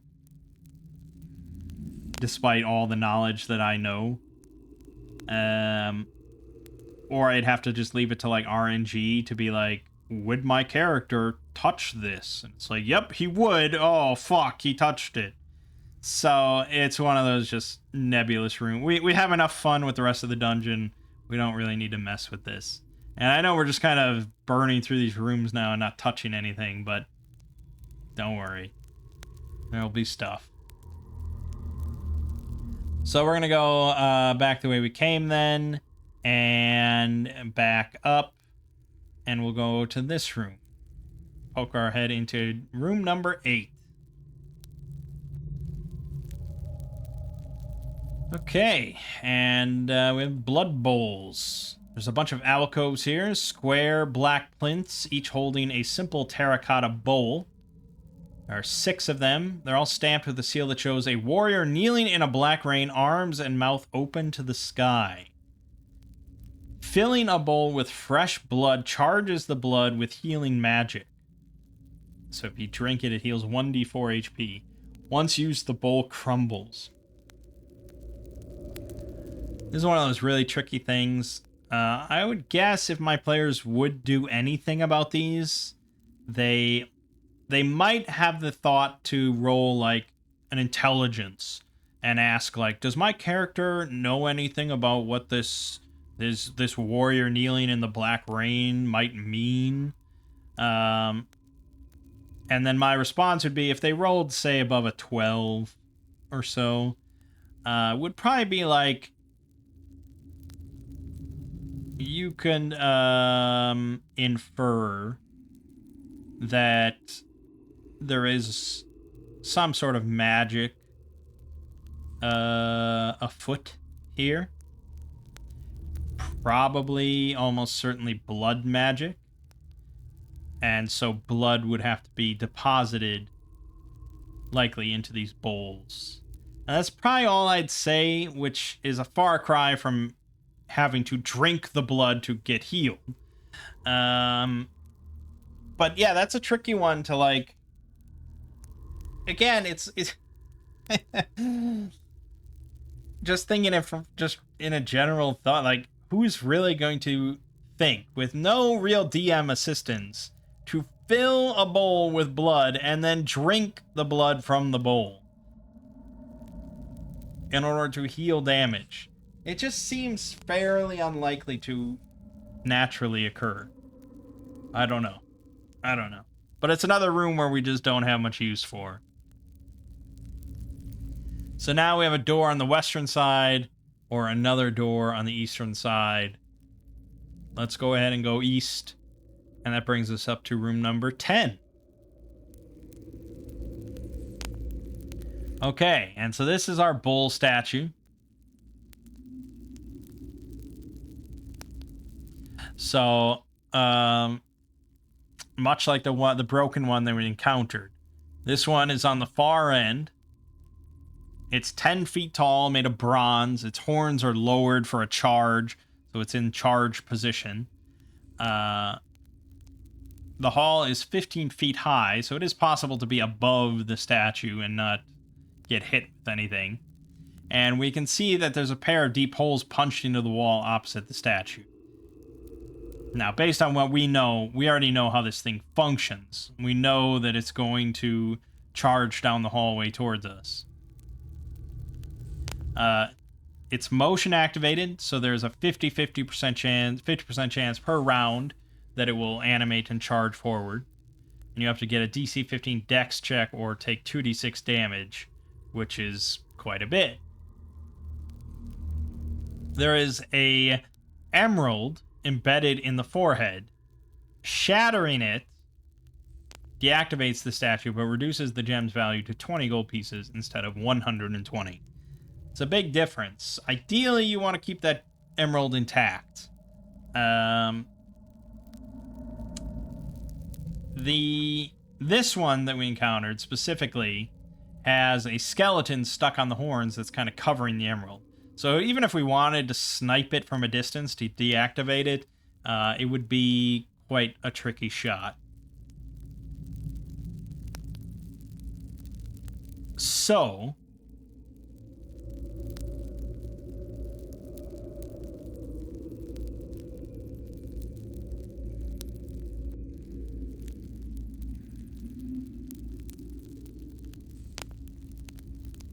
what's the plan then, based on everything we know?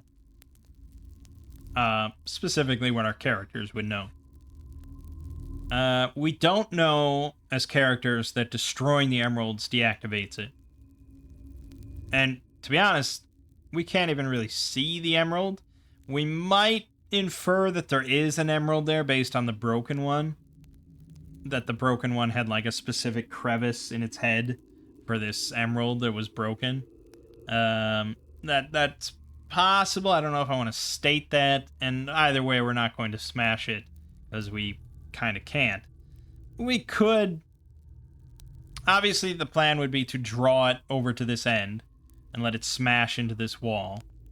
And then, as it goes back, we want to stop it. It's just a statue. It's not sapient in any way. It's just an object. So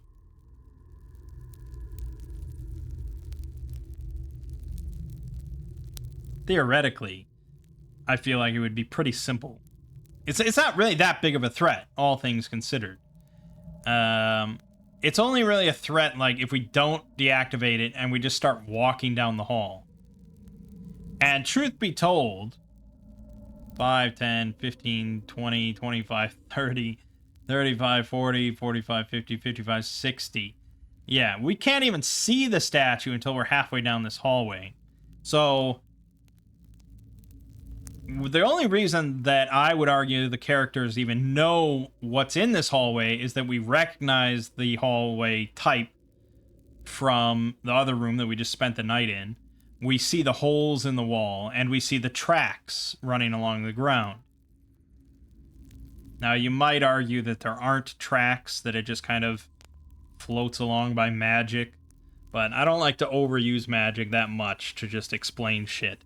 So I'm going to argue that there's tracks. So we kind of recognize all those elements. So we can tell that there's probably a statue at the other side, and this one actually functions.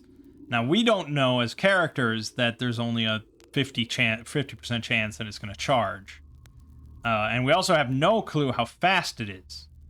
And truth be told, as a DM, I don't know how fast it is. I don't think it's fast enough that if we were to just, like, sprint across the hallway to the other side here, which is 10 feet, I don't think the statue can cover 60 feet in the time it takes us to cover 10. So I think anyone that would say they want to just run to the other side, they're in no danger of being hit. They might trigger it, of course. They might trigger the thing, but it wouldn't hit them unless they stopped for some reason. Oh, I gotta roll a random encounter while we're here, which could be funny. Could be very funny. So let's roll a d6. Nope, no random encounter. 1 out of 6 every, like, 2 rounds is pretty slim. So really, I think the easiest way... There's 2 things, really. The easiest way to just force it to be disabled, like, break it, would probably be to, like, let it charge over, And then once it hits the wall and starts to go back, we just like jam our crowbar into the track behind it and try to just like bounce it off the track, basically.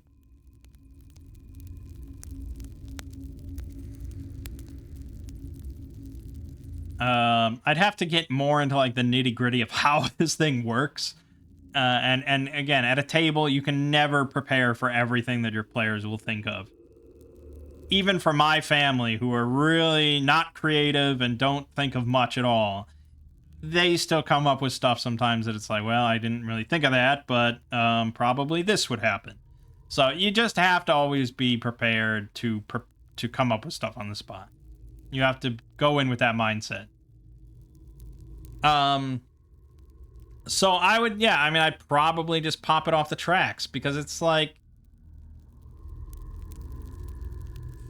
I don't know, maybe not, maybe there aren't tracks because it specifically says that it trots back to position. I thought of this as a very mechanical thing, but it sounds more magic. It sounds more like an animated bronze statue of a bull. Like, it's basically like an animatronic. So that kind of throws things off, because then you can't just like...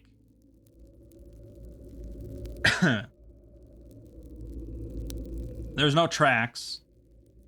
So we wouldn't really be able to recognize that aspect of it.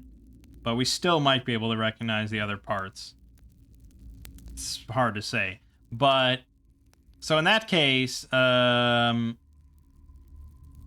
it just sprints down the hallway, slams into the wall, and then pops itself out and starts walking back, and then turns around and back into position. So then it's a matter of like... So, I mean, it's that's all it does. That's all it does. Even though it's like an animated statue, it will never suddenly like attack the group.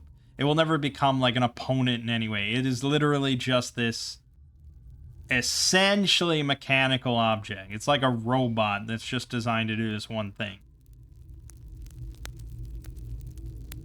Then, honestly, probably the safest bet would be to just like follow it as it walks back.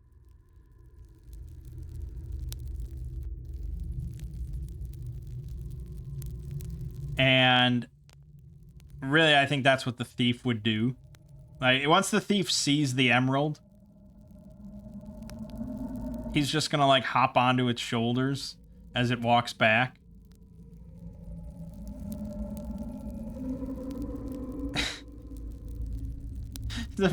It's kind of a dangerous plan because it says that it's motion activated. I don't know where the motion has to be. Like, it's at its motion activation range. Yeah, I think about like my Ring doorbell. You know, that thing's motion activated. But there's plenty of spots kind of around the Ring doorbell where it won't trigger. So I guess I'd picture it like that. So really, like, you could piss and shit all over its, like, the back of its head. It's not going to do anything because that's not in its motion activation range. And I would say, really, you could maybe argue that, like, touching the emerald itself might trigger it because that's presumably what is animating it. And so that's where the motion activation is coming from. I could maybe see that argument. But, aside from that, I don't know, like getting onto its back and then just prying the emerald loose from the top of its head is probably the easiest way. It seems too easy, though. Let's sidestep it for right now.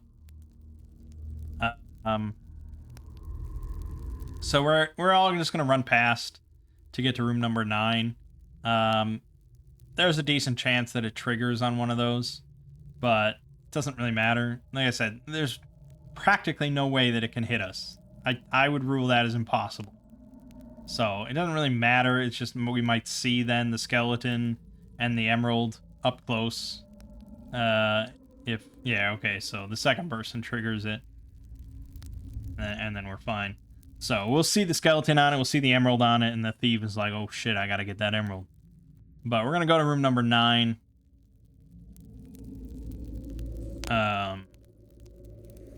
First.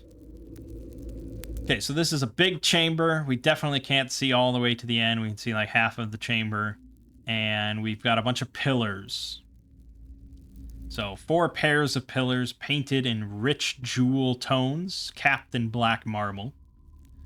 There's a Ettercap corpse. It says that it's purple and spindly, but it's an Ettercap. Lying face down, halfway across the room. And we wouldn't be able to make out the greatsword. And the altar, because that's at the far end. So we would just have to assume that something is on the way. Now, the image of this room shows the pillars running along the length of it in pairs, right? But there's also room on the sides of the pillars. If you see that in room number 9 there. There's room along the sides to move, as well as between the pillars. The room description says that moving past each pair activates their effect. Returning past the pair ends it. In order from north to south, red, anything flammable on you ignites, 1d4 damage per round. Blue, seawater fills your lungs, you drown in 1d6 rounds. Green, you're poisoned, DC 12 con on your turn or lose turn. And then purple, you go blind and move at half speed. So we'd be able to inspect the corpse of the Ettercap. We'd see that its fur is scorched. Its mouth and chest are matted with salt rime for some reason. And there's claw marks around his eyes. So we know that, essentially, we know that he got burned. We know that something came out of his mouth involving salt and matted his chest. And then there's claw marks around his eyes. So he was clawing at his eyes for some reason. Yeah, I don't know if he necessarily put together that he was blinded. He's certainly pretty unlikely to put together that his lungs filled with seawater. And then the poison, of course, there's no real hint about that.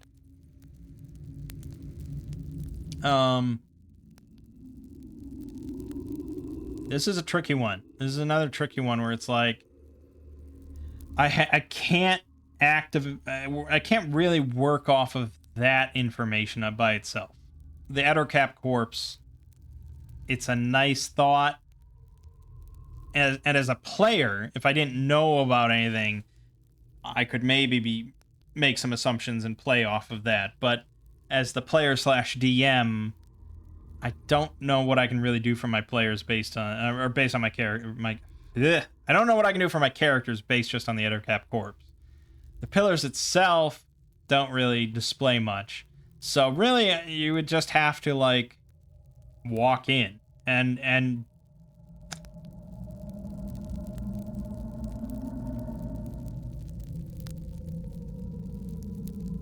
I think that's just kind of how it always is going to go. Someone is going to trigger, at the very least, that first pillar.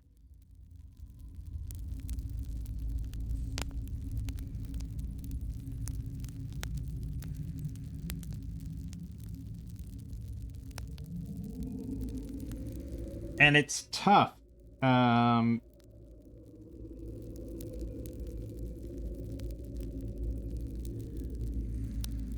again, I would be a little helpful as a DM and say, like, okay, as soon as you step past that first pillar, or that first pair of pillars, whatever, all of your clothing suddenly gets ignited on fire, and you take D4, take a certain amount of damage. But then at that point, would you know to, like, run back to your group, at which point it suddenly goes out? If that is the case, then you can start gaming the system a bit more. But if you just stand there and like try and put it out yourself, it's not going to go out and you're just going to die. So it really entirely hinges on the character returning past the pillars. And then you can start making a plan. So I think we should just do that. We'll just be generous to somewhat generous to ourselves. We've been fairly generous to ourselves. But we'll just do that. So Nor steps in and he takes the D4. So he takes 4 damage, of course. All I ever roll is high numbers. He just erupts into flame and he's screaming. So we're going to roll a random encounter check. And he runs back and then the fire, instantly goes out. Like, aha, look at that. So let's have Cure Wounds rolled. No problem. And he heals back to 9 health. And then we're going to roll a random encounter check. Okay. No problem. But we're about to roll another random encounter check for the 2-round aspect. So we'll get to that. But now we need to actually think about how to defeat this. We only know about the first effect, which is you get set on fire. I would, again, as a DM, probably inform at least somebody that was, like, watching him that, like, only his clothing started on fire. And maybe his shield. And his rope. And his torches. Like, maybe specifically mention those things in order to not so subtly imply that only the wooden or flammable things on him started on fire. And so, if we wanted to beat the first one, obviously, basically just stripping down. Getting naked will prevent you from... Although, one could argue that, like, your hair is flammable. Your skin is flammable. I don't know if that's the intention of the effect or not. But let's even skip that. And let's even skip ahead a step and say that we knew that the second set of pillars filled your lungs with seawater. How the fuck do you beat that?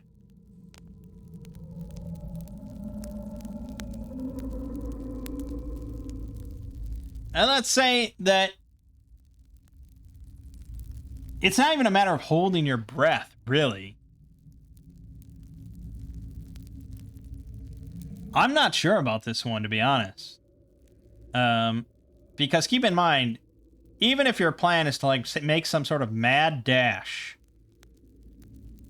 to the southern end to get the greatsword, you have to take 1d4 damage per round, every round, unless you're naked. So let's say that that is a circumvention. So we're naked, or we're wearing nothing that's flammable. Then okay, we're not on fire. But seawater definitely fills your lungs, and you drown in 1d6 rounds. Let's say you got the best roll on that one. You have 6 rounds from that point. Then you get poison, DC 12 con, on your turn, or you lose your turn. I don't know, I assume that's every turn. So then you have to make that con save every turn while you're running to the south. And you only have 6 turns, essentially. That's how I would rule it, because seawater is in your lungs. You are drowning. That's not a 10 minute sort of ordeal. That's a turn-by-turn thing we're doing. So... And then, purple, you go blind. And move at half speed. End of discussion. And then from there, that's the last set. So you got to make it 5, 10, 15 feet more. So I guess you could do that in one round pretty easily. But you're blind. So assuming you saw the altar and the... But you can't have a torch. Luckily, we have the light spell. So we could just cast that on something non-flammable. Because you don't want to be holding a flammable object.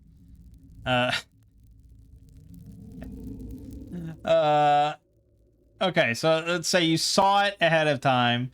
It's not even a save or a check. You just go blind, as long as you're past the purple pillars. Then you need to make a DC 12 strength check to remove the sword from the icon, from the altar. And again, I treat blindness the same way as being in the darkness, because that kind of makes sense. So you're making the strength check with disadvantage to remove the sword from the altar, assuming the DM is nice enough to let you just walk right up to exactly where it is while being blinded and drowning. Then, assuming you make that on the first turn, you have to get back to the start. And again, this is all happening in 6 turns, and assuming you never fail the poison.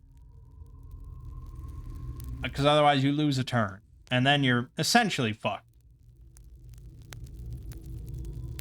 Now, all of that for a +1 greatsword that prevents you from being moved against your will, which is pretty nice. But holy fuck.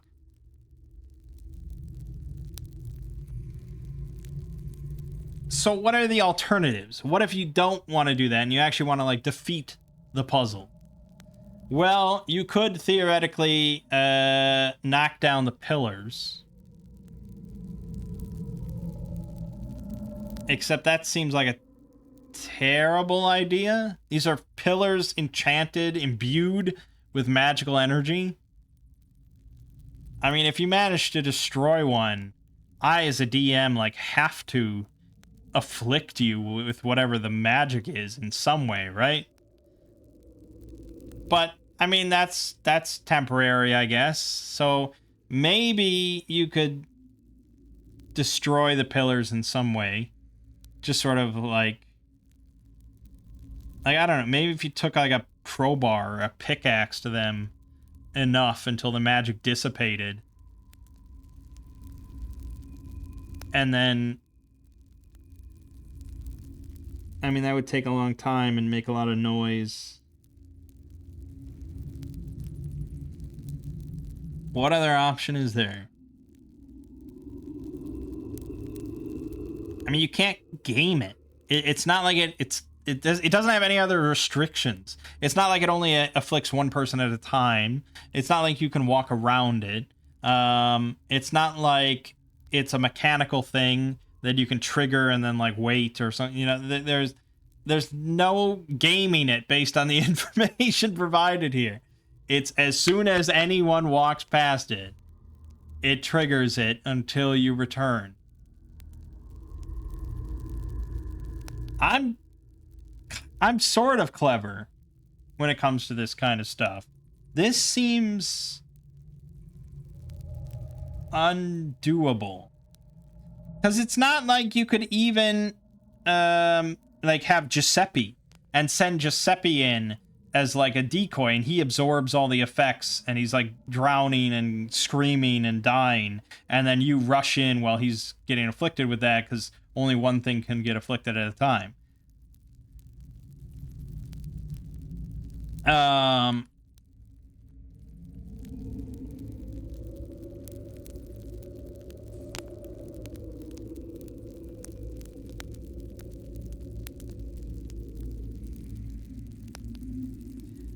I could very easily say that I could implement that change.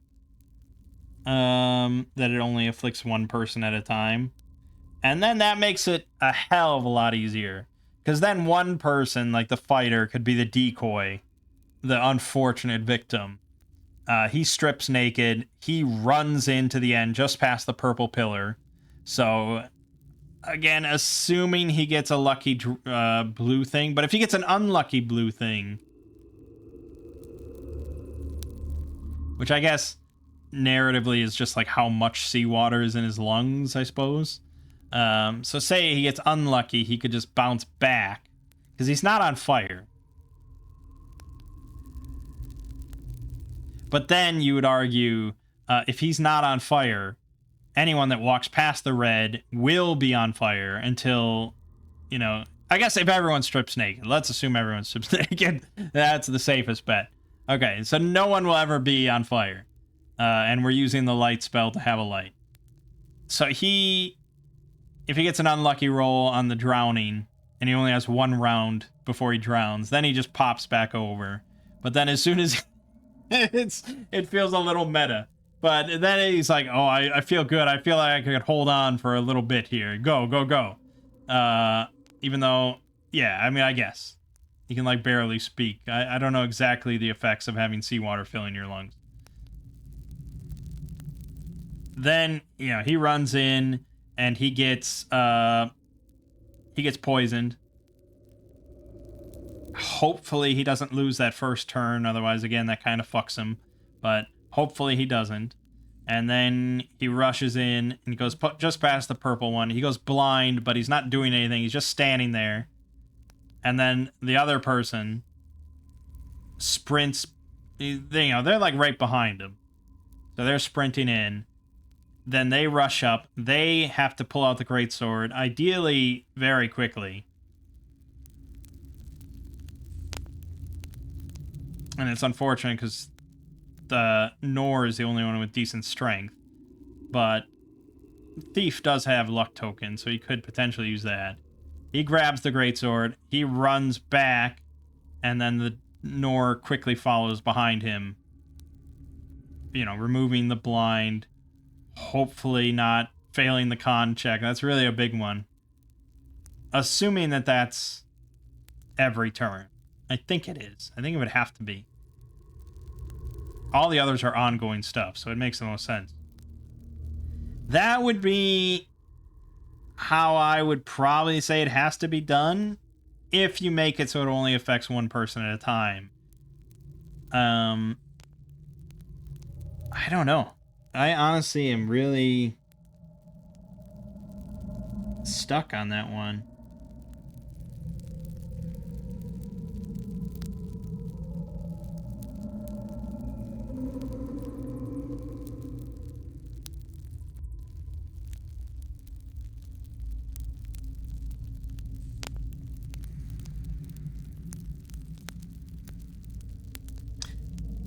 If you had illusion magic, you could potentially hide nearby somehow. I don't know. Make some, like, blind or something. I don't know. Make some hidey hole in a corner. And then use illusion magic. And then draw things in. And have them rush towards the illusion and get hit with all the effects. But they'll probably just run away and then, you know... Like, if you drew in even the Scarlet Minotaur, maybe he wouldn't flee, but... Yeah, I mean, again, that's one of those cool plans that I would probably allow to work. Like, he would chase the illusion towards the back of the room, and he'd be on fire, he'd be drowning, he'd maybe be losing turns, and then he would go blind, and then at that point, the illusion doesn't really matter. He might be able to go not blind, but, you know, by going back across the pillars. But will he drown before that occurs? I think that would be a pretty cool plan. But that has nothing to do with actually getting that greatsword. That seems like one of the most difficult things in this dungeon. And honestly, one of the most difficult things I've ever encountered in a pre-written module. Of which I haven't read an absurd amount of... especially old school kind of dungeons. But I don't know, maybe I'm too close to the problem and I can't see a solution.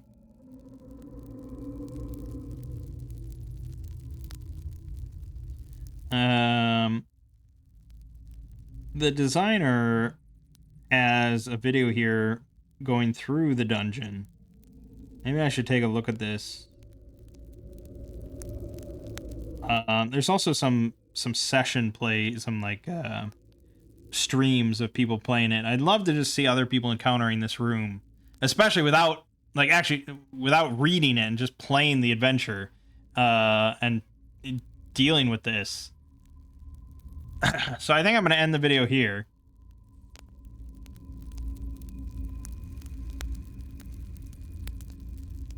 I'll pause the torch. I spent a lot of time just thinking.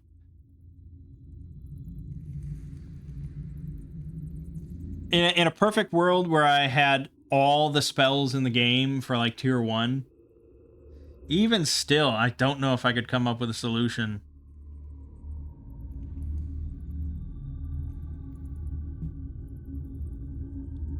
I mean, what are your tier 1 options?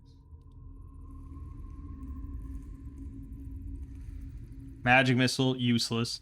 Charm Person, essentially useless. Even if you could convince another person to go in, it's almost practically impossible for a level 1 character, let alone a level 0 character like Giuseppe, to get in there and get the greatsword.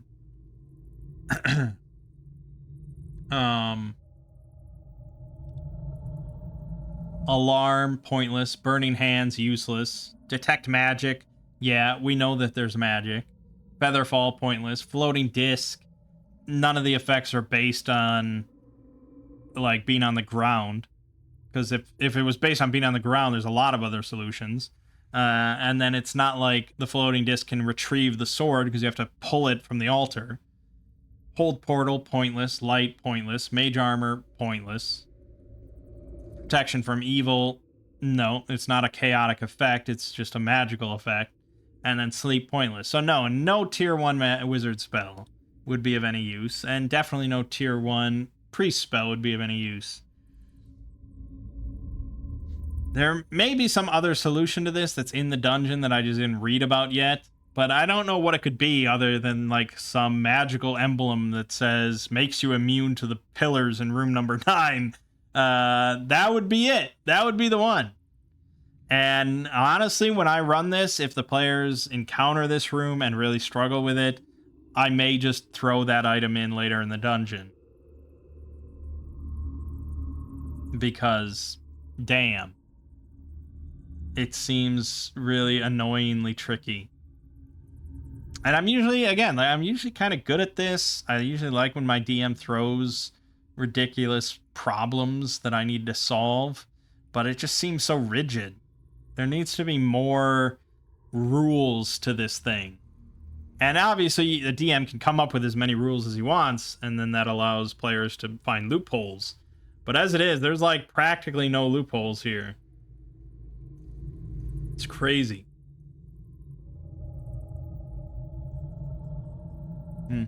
Okay, well, I'm going to end it here. I'll try checking out some other videos to maybe see if other players have encountered this and what they do. But as it is, it seems insurmountable to me without actively destroying all the pillars, which I'm not going to do. But for now, my name is Mang. This has been Solo Roll Mangging with Shadowdark, Lost Citadel of the Scarlet Minotaur. And I'll see you fine folks in the next part.